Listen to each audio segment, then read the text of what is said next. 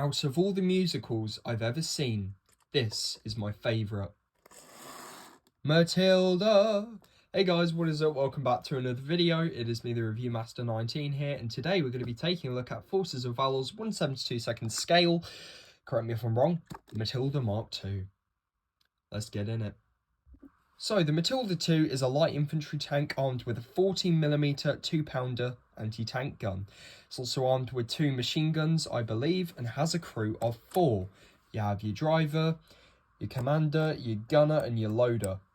Equals a crew of 4. There's no radio operator in this model because it was too small. So, quick history lesson. The Matilda II was used at the Battle of El Alamein, or the Africa campaign, during 1942 to 1944, I think, or 1943, when Rommel's panzers tried to push through Montgomery's defences, and they had this, and the Churchills, and the Averas, and the Shermans, and then there was this thing, which was the Matilda. First used in 1940 in France, which didn't really see much success, I don't think.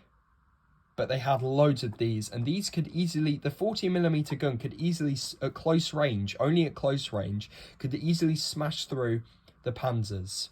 Not a Tiger, not a Panzer, but it could smash through a Panzer at close range. It was a close infantry support tank.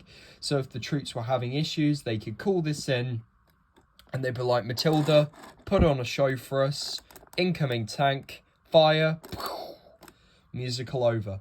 I need to stop with the Matilda jokes, but I hope it cheers you up. So, this is the Matilda II tank, and what a great tank it is. The model has tracks and it moves quite well. Probably one of the best tanks I have in my collection because it moves without ease. I can just do this. Rubber tracks. You can see the drive sprocket. And a really good thing about Matilda tanks and tanks of this nature, when you got a tank, when you're being fired at from small arms fire like MP40s and Kar 98s and Gewehr 43s and so on, I'm geeking out again, you don't want your tracks to be visible to the enemy. So they put these armoured casemates on to stop the tracks from being damaged, and sort of reminds me of the Churchill. Don't know what this means, T7315, somebody can put me in the comments. I believe this was part of Montgomery's force, I'm not entirely sure at this point, but yeah. And these little hatches, they could open to, you know, fix the track. But yeah, really successful tank. But yeah, good thing to armour your tracks so they don't get damaged. And also you got some sand detail on here. The front of the tank is probably strongest. The side of the tank, yeah, you're a bit stronger there. The weak of the side of the tank, don't know why they did this on the Matilda, but this is a fuel canister. Say, like, you're a tanker, right? You're just happily looking out in this, like, desert, trying to find panzers, and all of a sudden, an enemy tank comes past or shoots you in here. Your fuel tank's going to go bang, your engine deck's here.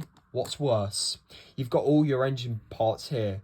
So with tank warfare, you want to angle your tank so your enemies can hit you side on. You don't want to be hitting the side only by light fire. You don't want to be hitting the back because you'll go boom and your turret will pop off. But yeah, your front of the tank's the best bet. So the driver's hatch swung open, which is nice, so he could pop out his head and see. You've also got a small little port there. If I zoom in, you can see the little port. Got 2 headlamps, tow hooks. They get in trouble. But yeah, really nice. You've got spare track linkage, probably for added protection. Got some little doohickeys on there. I'm not sure what they are. Taking a look at the turret, you've got a 14mm gun, which would, you know, smash through basically anything they had in Africa. I say anything, just close range really. And what I love on Forces of Valor is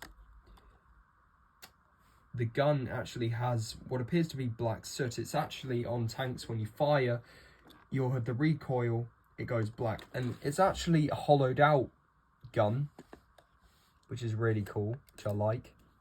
It's really cool. Yeah, it does elevate. And the front mantler, I believe that's a viewport.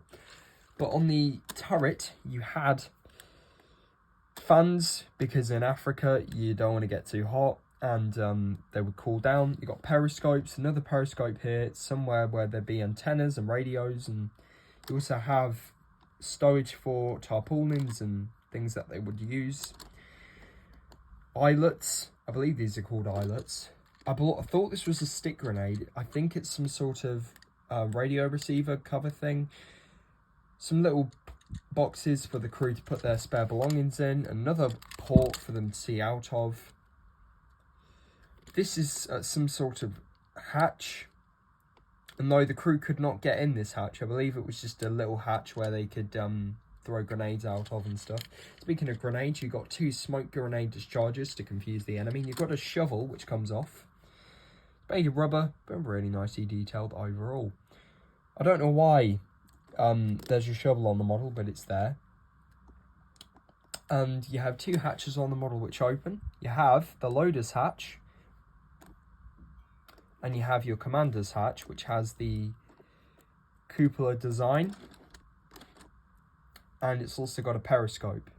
And the real nice thing about this in the real Matilda is you could actually turn the turret with hydraulics, with electrical drive, most tanks did, or you could just, you know, wind it with a crank. But the real nice thing about the Matilda is you could actually move the commander's cupola. This thing would turn, so the commander could turn, and he could shut this via springs. But yeah, really nice. Got some more detail there. Looking back at the engine deck, the engine deck was really heavy. You got a license plate there and some more engine detail. But yeah, that is the review on Forces of Valor's Matilda tank. Well, if you enjoyed this musical, please like and subscribe, and I'll see you in the next one. Take care.